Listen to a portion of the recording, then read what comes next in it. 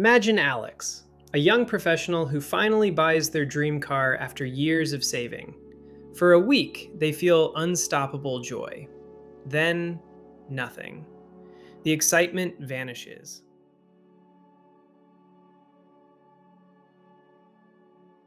For decades, psychology told us fix your circumstances, income, health, social status, and happiness will follow. But the science tells a stranger story, one that shakes assumptions about the nature of joy.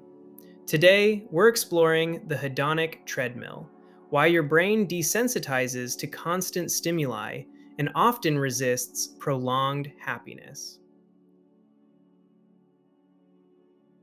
Think back to the last time you felt genuinely happy for more than a few days. Was it an external achievement, or a moment of connection, purpose, or presence?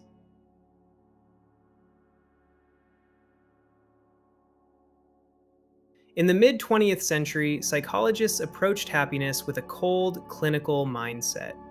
Humans were seen as utility maximizers. The logic: give people pleasure, comfort, and safety, and they will be happy. By the 1960s, researchers measured subjective well being, counting good days versus bad days. More good days meant success, more bad days meant failure. This era became known as the utility era. Perfect the external world, and the internal chemistry would follow. It was elegant theory and remarkably wrong. Even today, modern life echoes this thinking. We chase the newest gadgets, the biggest promotions, the perfect apartment, and yet satisfaction rarely lasts.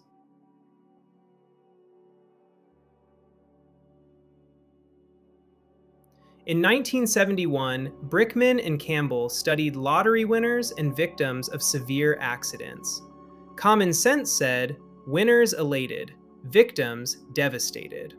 1 year later, both groups returned close to their baseline happiness, though extreme events can leave lasting effects.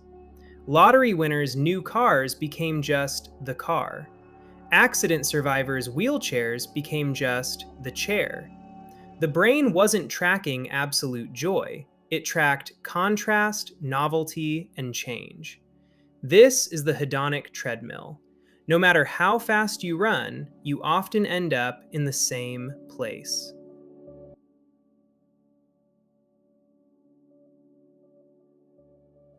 In 2011, Mouse and colleagues found a counterintuitive truth. People who valued happiness the most often felt less happy. Why? Because striving creates a performance gap. Monitoring your moods constantly turns minor dips into personal failures.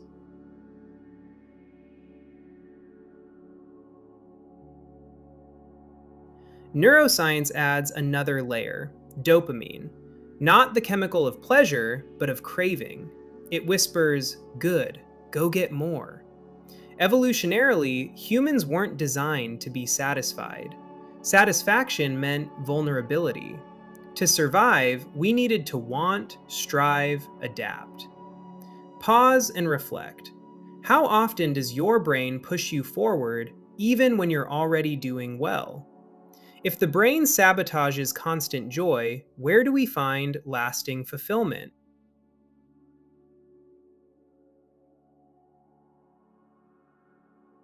History offers clues.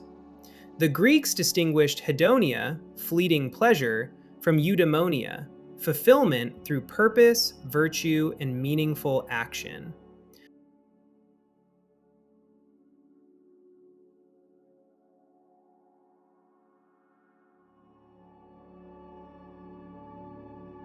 By 2025, meta-analyses show pro-social behaviors, helping others, leave a deeper neurological footprint than self-indulgence. People reporting the highest life satisfaction aren't chasing pleasure. They're building, creating, serving. Raising a child, mastering a craft, volunteering, teaching. Happiness becomes a byproduct, not the fuel, the exhaust of meaningful living. Think of buying the latest smartphone or gadget. The first day, it feels amazing, sleek, shiny, new. By the end of the week, it's just part of your routine. Meanwhile, you're already eyeing the next upgrade. Your brain doesn't stay impressed for long. The thrill comes and goes, and satisfaction quietly slips out of reach.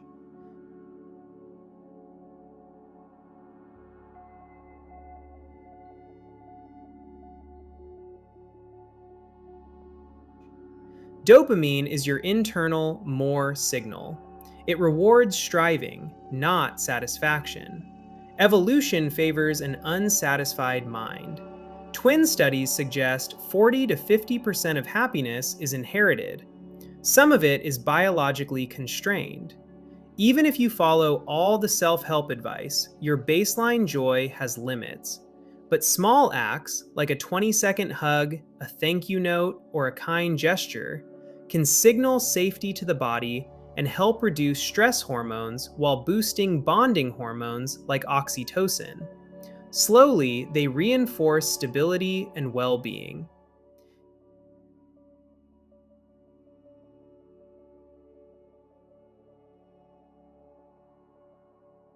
If we were this wrong about the most basic human desire, imagine what else psychology has misunderstood about the mind, about human connection, about what truly makes life meaningful. The answers are still unfolding.